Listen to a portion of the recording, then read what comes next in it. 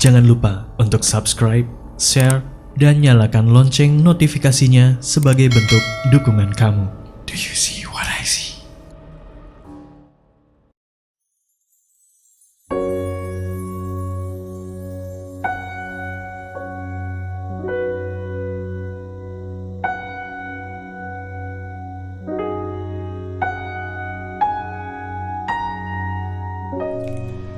Kisah misteri ini terjadi pada tahun 2017 atau 2018. Waktu langit masih berusia kira-kira 4 bulanan. Hari itu hari Minggu. Jadi pada saat itu aku kan masih menyusui langit. Dan di hari itu aku demam. Bingung kan mau makan obat sembarangan. Terus Mas Bayu bilang, kita ke bidan aja. Biasanya kan ibu bidan ngerti obat-obat yang boleh dimakan oleh ibu yang masih menyusui. Jadi setelah sholat maghrib gitu, berangkatlah aku dan Mas Bayu ke klinik ibu bidan. Ketika posisi kami hampir mau nyampe di klinik ibu bidannya, di belakang motor tuh perasaan ada Abi. Namanya Abi Manyu. Aku lebih suka memanggilnya Abi. Abi itu tetangga aku, anak laki-laki manis berusia kurang lebih 10 tahun. Rumah Abi jaraknya 5 meter saja dari rumah ibunya Mas Bayu. Nah, terus aku lagi bingung gitu kan, kenapa kok ada Abi di belakang motor lagi lari-lari kecil ngikutin. Pas motor Mas Bayu berhenti di klinik, aku nengok ke belakang tuh, gak ada Abinya. Oh, mungkin dia pulang ke rumah, gitu kan pikirku. Terus aku masuk ke klinik. Di dalam diperiksa, disuntik, dan dikasih obat. Selesai terus bayar. Pulang ke rumah, sampai di rumah tuh langit masih tidur dijagain sama Sasa. Anak pertamaku yang beranjak 6 tahun. Aku lanjut beresin dapur dan mau nyuci piring. Di depan pintu kamar mandi kami tuh ada tangga menuju loteng. Pas lagi di kamar mandi, aku tuh berasa ada Abi duduk di atas tangga. Loh, kok Abi malam-malam main kesini? Tapi karena akunya lagi sibuk, sekali lagi gak aku gubris. Selesai beres-beres di dapur, aku pindah ke ruang TV. Langit tidurnya kan di kasur yang di depan TV. Jadi, aku tuh mau masang kasur satu lagi buat Sasa tidur. Sudah beres masang kasur dan nyiapin keperluan buat Sasa tidur, aku tuh golean kan di sebelah langit. Aku ngeliat Abi lagi duduk sila di depan TV. Tapi cuma sebentar aja. Terus pas mau aku ajak ngobrol, kayak udah gak ada lagi Abinya. Gak lama setelahnya, ada wangi-wangian yang dibawa semilir angin masuk ke dalam rumah. Untuk beberapa saat, aku mencium wangian itu. Wangi, tapi aku merasa sedikit merinding. Pintu rumahku yang ada di dekat TV itu kan dibuka aja. Oh, oke, udah pulang pikirku kan Abinya. Tapi jujur, gak biasa-biasanya Abi itu main ke rumah atau ngikutin motorku atau duduk di atas tangga. Memang aku suka minta tolong sama Abi kalau ada sesuatu yang habis di rumah. Minta tolong buat ke warung maksudnya. Abi itu anak yang rajin dan baik. Gak pernah nakal, gak pernah yang aneh-aneh. Ke masjidnya rajin, ngajinya rajin. Kalau disuruh kasih nilai 1-10, dia tuh 10/10. Jam 8:30 malam, di gang rumah kami kayak ada rame-rame gitu. Ada yang teriak, ada yang nangis. Awalnya aku gak tahu siapa. Terus aku intip dari jendela, banyak orang yang keluar dari rumah berkerumun-kerumunan. Mau tanya ke Mas Bayu, Mas Bayunya lagi di luar. Lama-lama Orang yang nangis itu histeris, semakin keras dan semakin meraung-raung. Yang nangis itu siapa gak begitu jelas, karena pas dilihat dari jendela, badannya ketutup sama orang-orang lain. Tapi makin kesini, makin diseriusin aku dengernya, kayaknya suaranya aku kenal. Itu suaranya Kak Seli. Kak Seli itu mamanya Abi. Dalam teriakannya, aku dengar seperti ini. Ya Allah Abi, Abi, maafin mama nak. Pulanglah nak, maafin mama.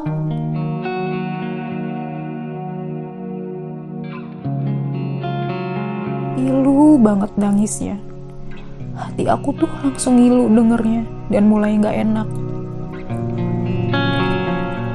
Gak lama itu Mas Bayu masuk ke rumah. Kenapa Mas? Tanyaku penasaran kan. Terus dijawab Mas Bayu, si Abi hilang. Maksudnya hilang? Tanyaku lagi. Begini, kata Mas Bayu menjelaskan. Abi itu jam 5 sore pergi mandi ke sungai. Pergi mandinya dengan beberapa temannya.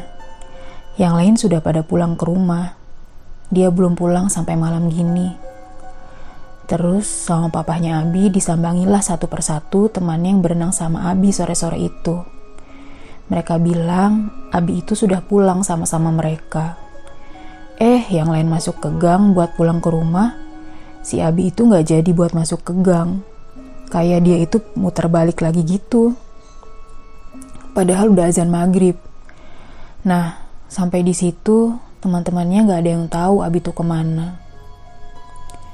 Dengar cerita Mas Bayu yang seperti itu, aku jadi langsung lemes. Ngerasa bingung dan tiba-tiba jadi pusing. Aku bilang ke Mas Bayu seperti ini. Kalau aku tuh lihat Abi loh Mas, waktu kita ke Ibu Bidan. Abi itu ngikutin kita dari belakang sambil lari-lari gitu.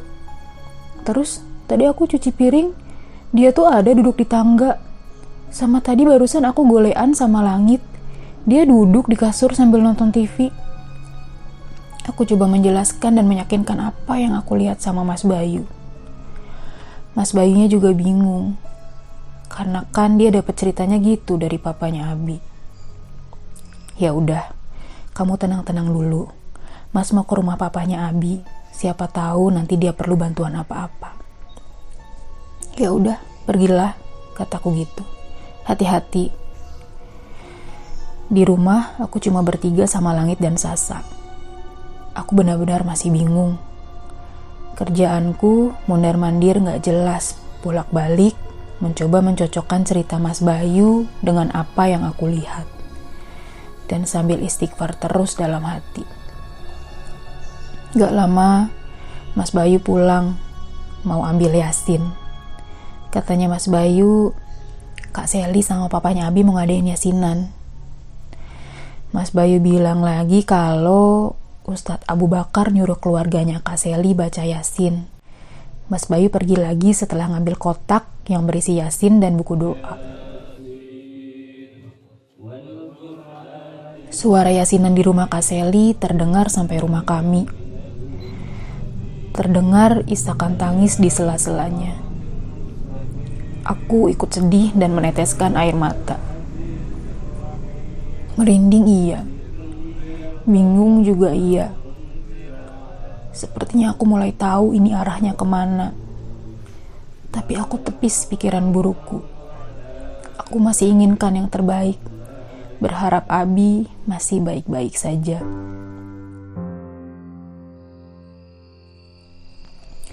Acara Yasinan selesai. Rumah Kak Seli sudah mulai sepi. Tinggal Opa dan omanya Abi, Kak Seli dan beberapa orang saudara Kak Seli. Gang kami mendadak sepi. Tetangga-tetangga yang berkerumun sudah berkurang. Semuanya pindah ke sana.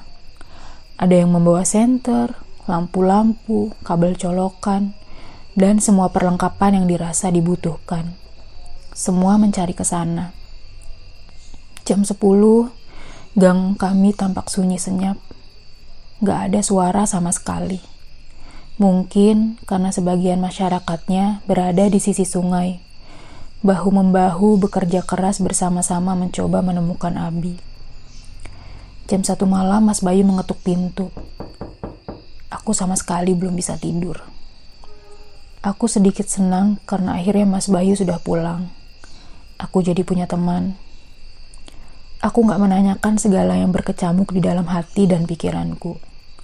Mas Bayu pun gak berkata banyak, karena dia tahu aku orangnya penakut. Jadi malam itu Mas Bayunya gak menceritakan apa-apa.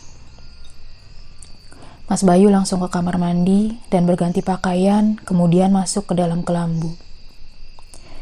Di malam itu, gang kami sangat hening dan sunyi.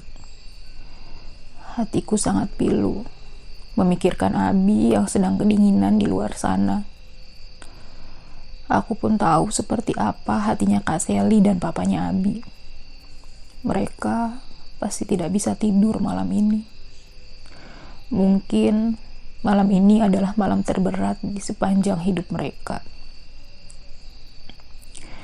Jam 3 subuh, kami bisa mendengar suara orang yang sudah mulai pulang dari sisi sungai. Mungkin pencarian akan dilanjutkan keesokan harinya. Aku yakin sekali, di gang kami tidak ada yang bisa tidur nyenyak malam itu. Malam yang panjang, malam yang sangat dingin dan mencekam. Aku pun merasakan hatiku sangat sakit. Membayangkan Abi tidur sendirian entah di mana, kedinginan dan kehujanan. Ya Allah, bisa nggak aku berharap sebuah keajaiban? Aku masih berharap kalau Abi masih baik-baik aja dan berada di suatu tempat yang sangat nyaman dan hangat.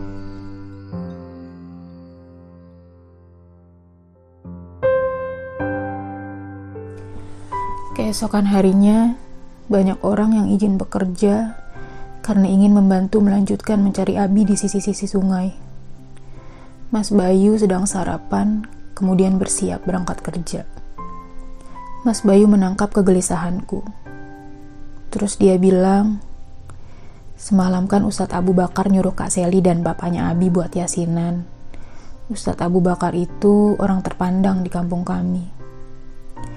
Beliau yang beritahu kalau Abi udah tenggelam. Tapi tadi malam belum bisa diketemuin. Setelah sedikit bercerita, Mas Bayu berangkat kerja. Dia minta diberitahu kalau ada kabar terbaru tentang Abi. Pas aku ngantar Mas Bayu keluar rumah, masih rame-rame lah orang di gang. Ada yang ngobrol, sebagian ada yang siap-siap ke sisi sungai lagi. Kata mereka, di sisi sungai sana rame. Bukan hanya orang-orang dari gang sini saja, tapi orang-orang yang tinggal di sisi sungai itu ngebantuin juga. Pada asar, beberapa orang dari sisi sungai ada yang sudah pulang. Mungkin mau siap-siap atau apa. Terus ada orang-orang yang teriak, "Sudah ketemu, sudah ketemu." Pas dengar teriakan orang yang bilang, sudah ketemu, ya Allah, merinding. Aku lega, karena Abi sudah diketemukan. Langsung cepat aku telepon Mas Bayu. "Mas, Abi udah ketemu," kataku. Terus dijawab oleh Mas Bayu, "Ya udah, Mas sholat asar dulu, nanti Mas izin pulang cepet biar bisa ketemu sama Abi." Sesaat kemudian, udah mulai penuh dan rame orang-orang di gang kami. Ada banyak yang bantuin juga di rumahnya Kak Sally. Mobil ambulans datang.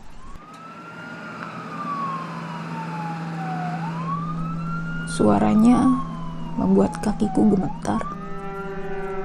Seketika badanku merinding. Aku mengintip dari jendela. Rumah Kak Sally semakin penuh dan padat dengan tetangga-tetangga yang menyampaikan empatinya. Gak lama pun Mas Bayu pulang. Karena memang dari tempat kerja ke rumah, jarak yang ditempuh hanya beberapa menit saja.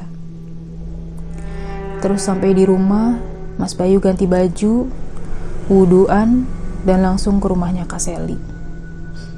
Kata Mas Bayu, aku di rumah dulu aja, jagain Langit dan Sasa.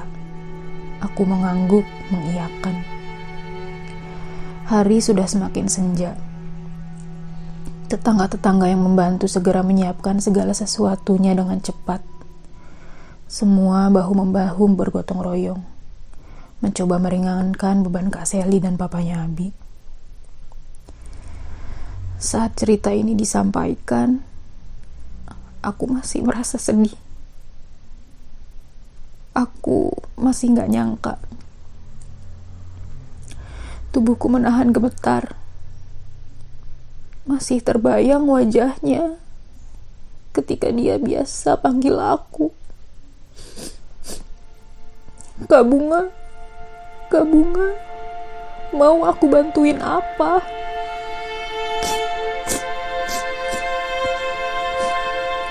Wajah baiknya, senyum baiknya, dan kepergiannya di usia yang masih sangat muda